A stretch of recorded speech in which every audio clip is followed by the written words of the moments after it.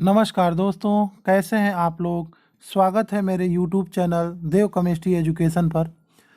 अगर आप लोग से यौगिकों के नाम और सूत्र याद नहीं हो रहे हैं तो अब उसे याद करने की आवश्यकता नहीं। हम आप लोग को इस वीडियो में आयनिक यौगिकों के नाम और सूत्र बनाना बताएंगे। इसके लिए आप लोग वीडियो को अंत तक अवश्य देखें तथा वीडियो में बताए गए सारे निर्देशों का अच्छे तरीके से पालन करें, जिससे आप लोग आसानी से आयनिक यौगिकों के नाम और सूत्र बनाना सीख जाएंगे। तो चलिए हम लोग स्टार्ट करते हैं आयनिक यौगिकों के नाम और सूत्र लिखना। तो सबसे पहले हमें यही स्पष्ट होना चाहिए कि जो आयनिक यौगिक होते हैं वो धनायनों और ऋणायनों से मिलकर बने होते हैं। तो और उसके बाद ये भी प्राय स्पष्ट ही होता है कि शुरू में जो लिखा जाता है वो धनायन होता है और बाद में क्या होता है, ऋणायन होता है। जैसे यहाँ पे ये शुरू में यनय है तो यनय क्या होगा, यनय धनायन होगा और Cl बाद में लिखा गया है, Cl क्या होगा, ऋणायन होगा। तो यहाँ देखो यही लिखा भी है, यौगिकों के सूत्र में प्रायः पहले धनायन और फिर बाद में ऋणायन होता है। तो ये हमें स्पष्ट होना चाहिए। और उसके बाद जब हम लोग नाम लिखते हैं तो ये भी आप लोग ध्यान रखिए कि जो शुरू में धनायन होता है तो धनायन का ही नाम हम पहले लिखते हैं और बाद में ऋणायन होता है तो ऋणायन का नाम बाद में लिखते हैं। यानी जब भी नाम लिखा जाता है तो पहले धनायन का नाम लिखा जाता है और बाद में ऋणायन का नाम। तो यौगिक में कौन धनायन है कौन ऋणायन है इसका आइडिया हमें होना अनिवार्य है। फिर आगे है, जब कोई तत्व एक ही प्रकार का धनायन बनाता है तो उस धनायन का नाम उस तत्व का नाम होता है। तो यहाँ ध्यान देने वाली बात यह है, जैसे जितने भी तत्व होते हैं उसमें से कुछ तत्वों की संयोजकता निश्चित होती है और जिसकी निश्चित होती है वो एक ही प्रकार के आयन बनाते हैं, तथा कुछ तत्वों की संयोजकता परिवर्ती होती है और जिसकी परिवर्ती संयोजकता होती है वो एक से अधिक प्रकार के धनायन बना सकते हैं। तो यहाँ जैसे देखिए वर्ग एक के जो तत्व होते हैं जिसको हम क्षार धातुएं कहते हैं वो सिर्फ एक ही प्रकार का धनायन बनाता है, यानी सभी पर एक ही धनायन होते हैं। जैसे Li प्लस होता है, Na प्लस होता है, K प्लस होता है। तो ये सब जो तत्व हैं ये वर्ग एक के तत्व हैं, तो इनकी संयोजकताएं निश्चित होती है और एक होती है। और वैसे ही वर्ग दो के तत्व जो हैं क्षारीय मृदा धातुएं हैं उनकी भी संयोजकता निश्चित होती है, उनके ऊपर दो धनायन होता है। और जैसे हम कह सकते हैं Mg पे 2+ होता है और Ca पे 2+ होता है। तो ये सब हमें पता होना चाहिए। Ba पे 2+ होता है। तो ऐसे तत्वों की संयोजकताएं क्या होती है, निश्चित होती है। तो इनके नाम भी क्या होंगे, वही होंगे जो इस तत्व का नाम होता है। जैसे यहाँ लिखा है NaCl, तो Na क्या है, सोडियम है। तो इसके नाम में भी हम देखो लिखे हैं सोडियम क्लोराइड, तो इसका नाम क्या है, सोडियम क्लोराइड। तो धनायन का नाम तो वही है लेकिन ऋणायन का बदल रहा है। तो ऋणायन का क्यों बदल रहा है उसको हम आगे अभी स्पष्ट करेंगे। ऐसे ही है कैल्शियम क्लोराइड, तो कैल्शियम क्लोराइड में Ca कैल्शियम है और Cl क्लोराइड है। तो इसका भी नाम देखिए, जो धनायन है Ca उसका नाम वही है जो तत्व का नाम है। फिर आगे हम लोग देखते हैं, जब कोई तत्व एक से अधिक धनायन बनाते हैं तो कम आवेश वाले धनायन में अस तथा अधिक आवेश वाले धनायन में एक अनुलग्न जोड़कर उसका नाम लिखते हैं। तो जैसे यहाँ मतलब दो धनायन कौन से तत्व बनाएंगे, जो परिवर्ती संयोजकता व्यक्त करेंगे। तो यहाँ डी ब्लॉक के जो तत्व होते हैं प्राय वो परिवर्ती संयोजकता व्यक्त करते हैं, तो कुछ पी ब्लॉक के तत्व भी व्यक्त करते हैं। तो यहाँ जैसे देख सकते हैं हम लोग Fi है, आयरन है, तो Fi पे यहाँ देख सकते हैं 2+ है और Fi पे 3+ है। तो कम आवेश वाला कौन है, Fi पे 2+, तो इसके नाम में फेरस होगा और Fi 3+ में क्या होगा, फेरिक होगा। तो यहाँ कम आवेश वाले पे अस और अधिक आवेश वाले पे क्या आ रहा है, इक आ रहा है। ऐसे ही हम लोग यसन को देख सकते हैं, यसन टीन होता है, इसका लैटिन नेम स्टैनम होता है, इसलिए 2+ वाले में अस लगेगा तो हो जाएगा स्टैनस और 4+ वाले में इक लगेगा तो इसलिए क्या हो जाएगा, स्टैनिक हो जाएगा। ऐसे ही Cu+ है, Cu+ में 1+ वाले को Q+ तथा 2+ वालों को क्यूप्रिक कहते हैं। तो इससे संबंधित जो यौगिक बने हैं हम इसका भी नाम देख सकते हैं। तो जैसे ये FiCl2, तो ये होगा, Cl को क्लोराइड यहाँ पढ़ेंगे तो FiCl2 क्या हो जाएगा, फेरस क्लोराइड। और FeCl3 अगर लिखा है तो क्या हो जाएगा, ferric chloride. SnCl2 stannous, SnCl2 में Sn स्टेनस है तो इसका नाम क्या हो जाएगा, स्टेनस क्लोराइड। और SnCl4 में Stenik chloride, CuCl cuprous chloride और CuCl2 क्यूप्रिक क्लोराइड। फिर उसके बाद आगे देख सकते हैं Hg2 पे 2+ होता है तो इसको मर्क्यूरस आयन पढ़ते हैं, क्या होते हैं, मर्क्यूरस आयन है। और Hg पे जब 2+ होता है तो इसको मर्क्यूरिक आयन पढ़ा जाता है। तो इससे बने जो क्लोराइड हैं देख सकते हैं, ये होगा मर्क्यूरस क्लोराइड का सूत्र है और ये मर्क्यूरिक क्लोराइड, यानी मर्क्यूरिक क्लोराइड का सूत्र क्या होगा, HgCl2। फिर आगे हम लोग देखते हैं द्विअंगी यौगिकों में ऋणायन के नाम में आइड जोड़कर ऋणायन का नाम लिखते हैं। तो अब देखिए यहाँ ये जो नियम है ऋणायनों के नाम के लिए है कि ऋणायन का नाम हम क्या लिखते हैं। तो हमें ये ध्यान देना चाहिए कि जब यौगिक द्विअंगी है तो उसमें जो अधातुएं ऋणायन होती हैं तो उसमें हम आइड जोड़कर ही उसका नाम बनाते हैं। तो द्विअंगी का मतलब पहले समझो, यानी 2 तत्वों से बने यौगिक। जैसे ये भी देखिए 2 द्विअंगी यौगिक है, ये भी द्विअंगी है, क्यों, क्योंकि एक तत्व यहाँ मरकरी Hg है और दूसरा तत्व क्लोरीन है।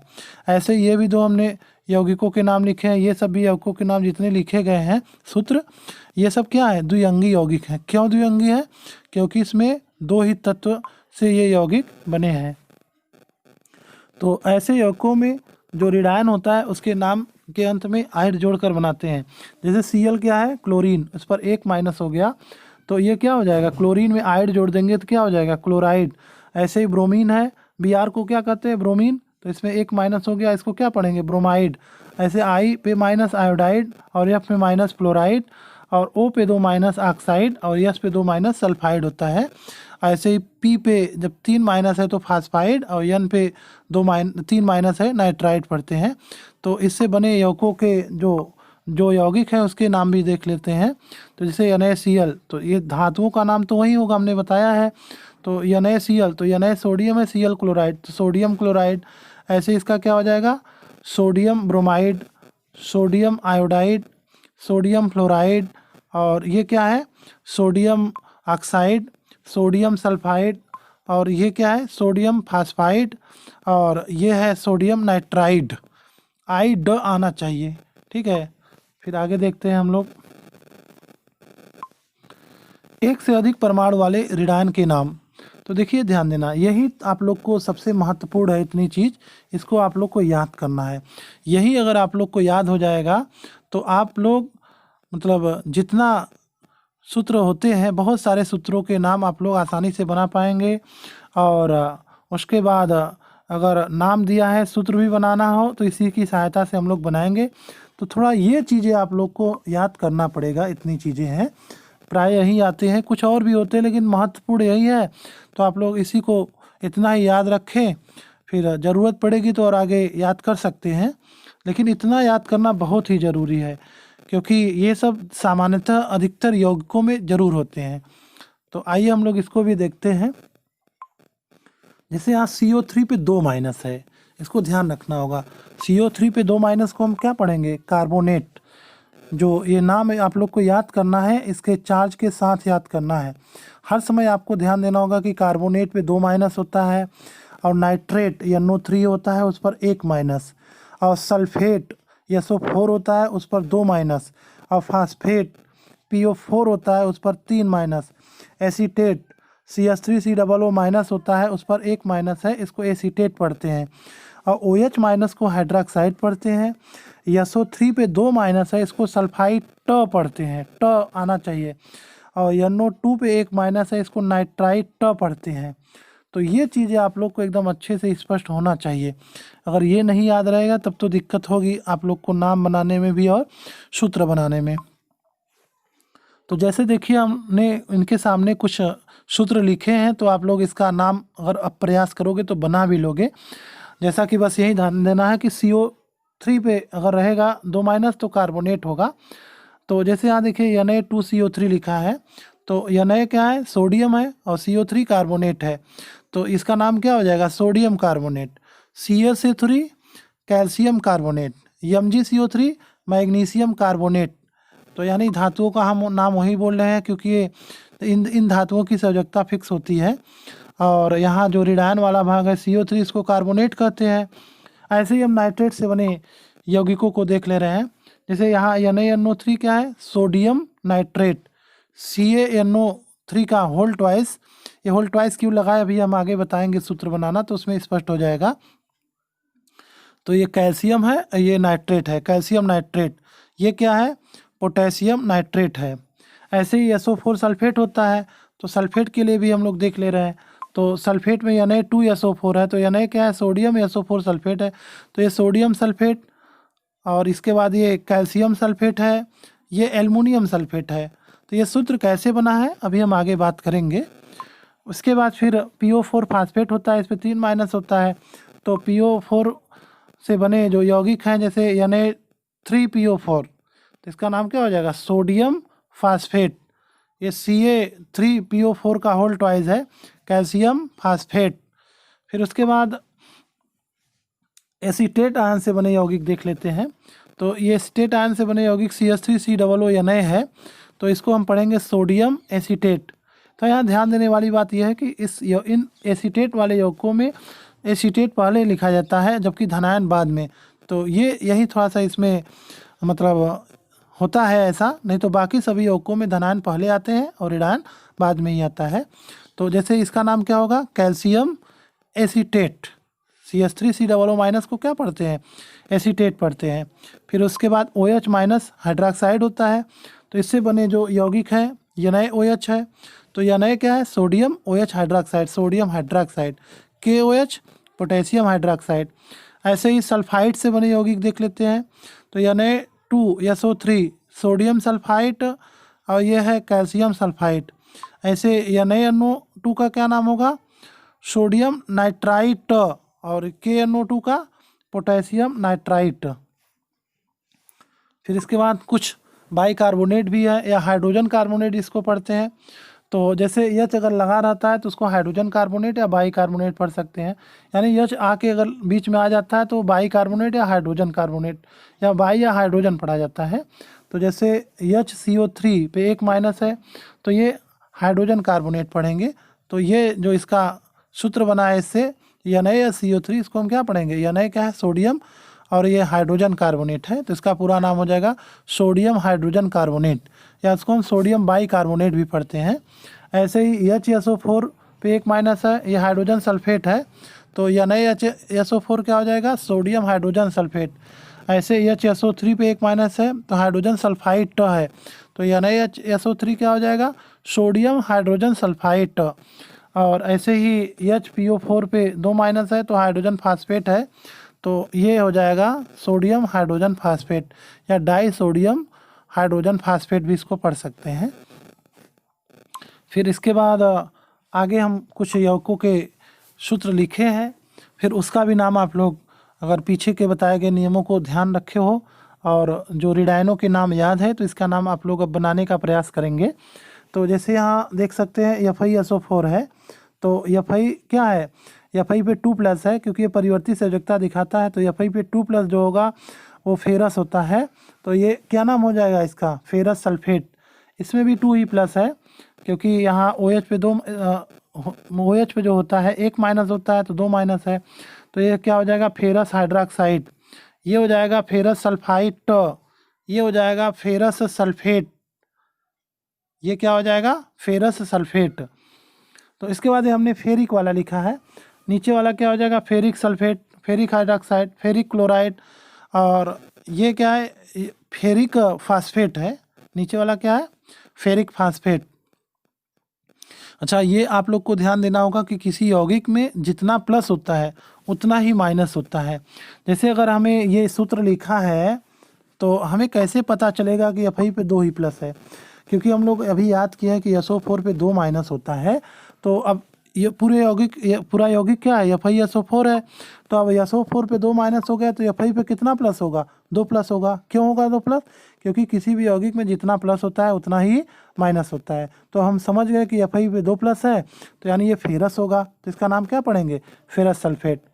और ऐसे ही जैसे हम यहाँ देख रहे हैं FeCl3 है, तो एक Cl पे एक माइनस होता है, 3 Cl है तो 3 Cl पे 3 माइनस हो जाएगा, तो Fe पे कितना प्लस होगा, 3 प्लस होगा। तो Fe पे जब 3 प्लस होता है तो उसको क्या पढ़ा जाता है, फेरिक पढ़ा जाता है। तो इस यौगिक का नाम क्या होगा, फेरिक क्लोराइड हो जाएगा। ऐसे ही देख सकते हैं ये फेरिक फास्फेट है, तो फास्फेट PO4 पे 3 माइनस होता है, तो Fe पे यहाँ कितना प्लस होगा, 3 प्लस होगा। तो 3 प्लस वाले Fe को हम क्या कहते हैं, फेरिक कहते हैं। तो इसी तरीके से हम लोग कापर से बने यौगिकों को भी देख ले रहे हैं, जैसे CuSO4, तो ये क्यूप्रिक सल्फेट है। क्या है, क्यूप्रिक सल्फेट है, इसको कापर सल्फेट भी पढ़ दिया जाता है। तो इस क्यूप्रिक सल्फेट क्यों कहेंगे, क्योंकि Cu पे यहाँ पे क्या है, 2 प्लस है, क्योंकि SO4 पे 2 माइनस है, इसलिए Cu पे कितना प्लस होगा, 2 प्लस। तो ये इसके बाद ये है क्यूप्रिक क्लोराइड है, एक क्यूप्रिक हाइड्रोक्साइड है, क्यूप्रिक सल्फाइड है। उसके बाद नीचे जो बनाए गए हैं जैसे CuCl है, तो Cl पे 1 माइनस होता है, तो Cu पे कितना प्लस होगा, 1 प्लस होगा। तो Cu पे जब 1 प्लस होता है तो उसको क्या पढ़ते हैं, क्यूप्रस। तो इसका नाम क्या होगा, क्यूप्रस क्लोराइड। ये क्यूप्रस सल्फाइड और ये क्यूप्रस ऑक्साइड है। इसके बाद टीन से बने यौगिकों को हम लोग देख ले रहे हैं। तो Sn पे जैसे यहाँ SnCl2 है, तो Sn पे यहाँ 2 प्लस होगा, तो Sn पे 2 प्लस को क्या कहते हैं, स्टेनस कहते हैं। तो ये स्टेनस क्लोराइड, ये स्टेनस हाइड्रोक्साइड है, स्टेनस ऑक्साइड है, और ये स्टेनिक ऑक्साइड होगा। क्यों स्टेनिक ऑक्साइड होगा, क्योंकि O पे 2 माइनस होता है, यहाँ 2 O है तो 4 माइनस होगा और 4 प्लस होगा, तो इसलिए स्टेनिक ऑक्साइड। ऐसे ही नीचे देख सकते हैं NaBr, sodium bromide, KBr, potassium bromide, AlCl3, aluminium chloride, CaCl2, calcium chloride, Na3P, sodium phosphide. फिर आगे हम लोग देखते हैं कुछ और भी यौगिक हैं। तो यहाँ हम लोग देख सकते हैं जैसे NaHCO3, ये क्या है, sodium by carbonate, sodium by sulphate, और ये कैल्शियम बाई कार्बोनेट है। ये पोटेशियम बाई कार्बोनेट या पोटेशियम हाइड्रोजन कार्बोनेट भी बोल सकते हैं। ये पोटेशियम सल्फेट या पोटेशियम हाइड्रोजन सल्फेट, ये कैल्शियम बाई सल्फेट है या कैल्शियम हाइड्रोजन सल्फेट है। उसके बाद एल्युमिनियम सल्फेट है और एल्युमिनियम फास्फेट है और कैल्शियम क्लोराइड है। ऐसे ही आप लोग भी प्रयास करिए, इन सब का नाम बनाने आ जाएगा आप लोग को भी। ये क्या है, इसका नाम क्या होगा, पोटेशियम एसीटेट, लेड एसीटेट है। ये क्या है, मैग्नीशियम एसीटेट है। अच्छा, यहाँ ध्यान देना, एक स्पेशल धनायन भी होता है जो NH4 प्लस होता है, ये अधातुओं से बना धनायन होता है, तो इसको हम अमोनियम आयन कहते हैं। क्या कहते हैं, अमोनियम। तो यहाँ ध्यान देना होगा, जब NH4 प्लस रहेगा तो उसको हम क्या पढ़ेंगे, अमोनियम। तो NH4OH, OH को हाइड्रोक्साइड पढ़ते हैं, तो इसका नाम हो जाएगा ammonium hydroxide. NH4Cl, ammonium chloride. ये CH3COO एसीटेट है, NH4 अमोनियम है, इसका पूरा नाम क्या हो जाएगा, अमोनियम एसीटेट। उसके बाद अमोनियम सल्फेट। तो ये सब जो अभी बताया गया है, पीछे बताए गए नियमों के आधार पे नाम और सूत्र हैं। तो आप लोग पीछे के जो रिडायन है कुछ बताए गए हैं, जैसे SO4 सल्फेट होता है, PO4 फास्फेट होता है, ये सब अगर अच्छे से याद कर लेंगे तो ज़रूर ही आप लोग ऐसे ही नाम बना पाएंगे। और आप लोग इस वीडियो को और भी बार देख सकते हैं, तो जिससे आप लोग को नाम बनाने में और आसानी होगी। तो आइए आगे हम लोग थोड़ा सा अब हम सूत्र बनाना भी बता दें। तो सूत्र बनाना तभी आसान होगा जब हमें धनायन और ऋणायन के आवेशों का अच्छे से आइडिया होगा। तो ऋणायन के जो हमने जितने लिखे हैं उसके अगर आवेश अच्छे से याद कर लो और धनायनों की सजगता याद करके थोड़ा सा ध्यान दे लो, तो आप लोग अगर नाम दिया रहेगा तो सूत्र भी बना पाएंगे। तो नाम से सूत्र बनाना बहुत आसान होता है, बस उसके आवेश को उसके नीचे रख दिया जाता है, क्रॉस मल्टीपल तिर्यक गुणा कर दिया जाता है आवेशों का, और इसका आवेश इसके नीचे रखा जाता है। तो जैसे यहाँ देख सकते हैं कैल्शियम कार्बोनेट, तो कैल्शियम Ca पे 2 प्लस है और कार्बोनेट CO3 पे 2 माइनस है। तो यहाँ ध्यान देना, अगर जैसे आवेश अगर धनायन पे भी उतना है और ऋणायन पे भी उतना है तो हमें तिर्यक गुणा नहीं करना है, बस उसको डायरेक्ट सटा के लिख देना है। तो ये CaCO3 इससे बना यौगिक क्या होगा, CaCO3 इसका सूत्र होगा कैल्शियम कार्बोनेट का। ऐसे ही सोडियम क्लोराइड है, तो सोडियम पे 1 प्लस है और Cl पे भी 1 माइनस है, तो बराबर प्लस माइनस है, तो उसको हम तिर्यक गुणा नहीं करेंगे, बस ऐसे ही लिख देंगे। तो कब हमें ऐसे लिखना है, जब आवेश बराबर हों। लेकिन जब आवेश बराबर नहीं होते हैं धनायन और ऋणायन के, तब हमें क्या करना होगा, तिर्यक गुणा करना होगा। तो यहाँ जैसे देख सकते हैं Na पे 1 प्लस है और CO3 पे 2 माइनस। तो अब ये 2 माइनस यानी 2 कहाँ आएगा, Na के नीचे, और CO3 1 ही रहेगा क्योंकि Na पे कितना प्लस है, 1। तो इसके सूत्र क्या बना, Na2CO3। तो Na2CO3 क्या है, सोडियम कार्बोनेट। ऐसे एल्युमिनियम सल्फेट का आप लोग देख सकते हैं, Al पे 3 प्लस है और SO4 पे 2 माइनस है। तो Al पे जो 3 प्लस है उसका SO4 के नीचे जाएगा, तो SO4 बहुपरमाणु का आयन है, तो इसलिए हम होल बना के लिखेंगे। तो SO4 का होल थ्राइज हो जाएगा और Al के नीचे कितना जाएगा, 2। तो एल्युमिनियम सल्फेट का सूत्र क्या बनेगा, Al2SO4 का होल थ्राइज। तो ऐसे ही हम और भी कुछ सूत्रों को बनाना सीख ले रहे हैं। जैसे हम कर रहे हैं पोटेशियम सल्फेट, तो पोटेशियम पे पे 1 प्लस होता है और SO4 पे कितना माइनस होता है, 2 माइनस होता है। तो इससे बना सूत्र क्या होगा, K के नीचे 2 आएगा और SO4 1 रहेगा। तो इससे बना सूत्र हो जाएगा K2SO4। K2SO4 किसका सूत्र है, पोटेशियम सल्फेट का है। ऐसे ही पोटेशियम नाइट्रेट, तो पोटेशियम पे K प्लस है और नाइट्रेट NO3 पे कितना माइनस होता है, 1 माइनस होता है। तो प्लस माइनस बराबर है, तो इसको हम साथ में जोड़ कर लिख देंगे, तो नाम क्या हो जाएगा, पोटेशियम नाइट्रेट। तो आज की वीडियो में बहुत ही महत्वपूर्ण चीज़ें बताई गई हैं, आप लोग इसे अच्छे से देख लें, समझ लें, क्योंकि केमिस्ट्री अगर पढ़ना है तो यौगिकों का ये सब नाम अवश्य आपको बनाने आना चाहिए। अगर आप लोग बनाना नहीं सीखेंगे तो नाम कितना रटोगे, नाम बहुत सारे होते हैं, यौगिक बहुत सारे होते हैं। तो इसलिए आप लोग ये वीडियो को अगर कम समझ में आ रहा हो तो बार बार देख के अच्छे से समझें। और बस आज की वीडियो में इतना ही। उम्मीद है आप लोग को ये वीडियो बहुत अच्छा लगा होगा। आप लोग मेरे चैनल को सब्सक्राइब अवश्य कर दें तथा वीडियो को लाइक करें। मिलते हैं अगली वीडियो में।